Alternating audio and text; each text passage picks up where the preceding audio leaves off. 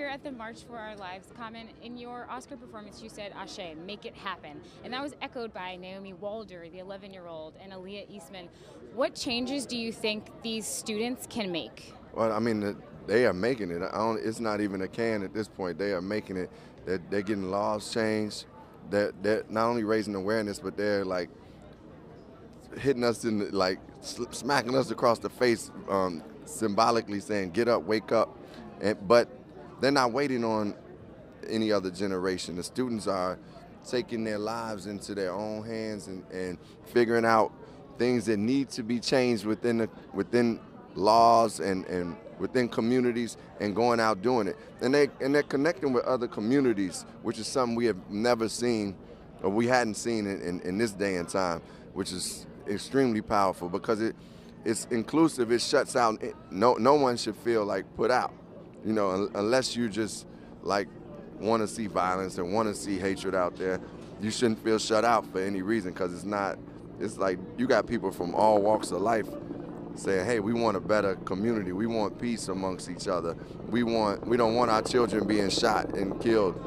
So I think that this is one of the most powerful things that happened in our country in a long time. Earlier today, Jacqueline Corin said, quote,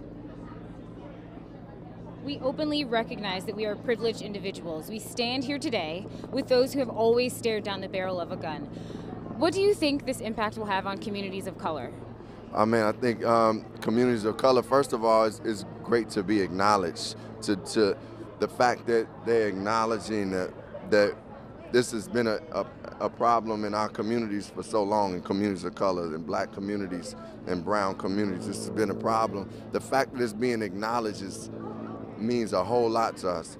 And it also will it also allows our voice to be heard. You see how many kids were up there that were of color.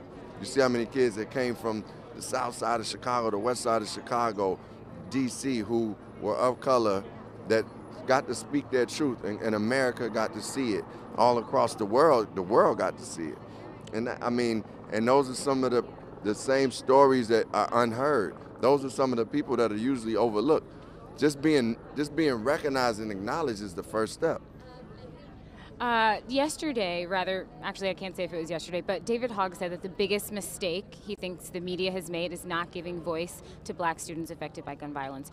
What do you want to see more of by the media? Well, I would like to see more of the media striving to offer like solutions on what's going on. Like when we notice violence there, like it's also people working to stop the violence, give those people voices.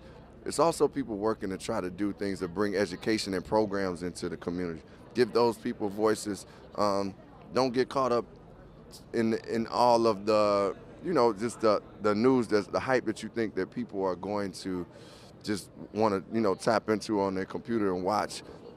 What about doing it with integrity and doing something with the intention to this fair, this still you report news, but also giving a chance for the people who are doing things to see the light so that we can see examples of good things going on and see examples of and figure out how can we connect with things that are changing our communities so that we could be a part of that. In that same vein, what has been the biggest takeaway from today, do you think? The biggest takeaway is that our world is changing in front of our eyes. Young people are leading a revolution, a change that America hasn't seen, and it's going in the best direction ever. You saw people of all walks of life on that stage. You see people of all walks of life being included and having a voice, and these are the people that are going to be leading our country really soon, and these are the people that are voting. These are the people that are establishing programs and organizations that will change things, that is changing things. So I say that we walk away with inspiration and hope and knowing that change is happening right now as we speak.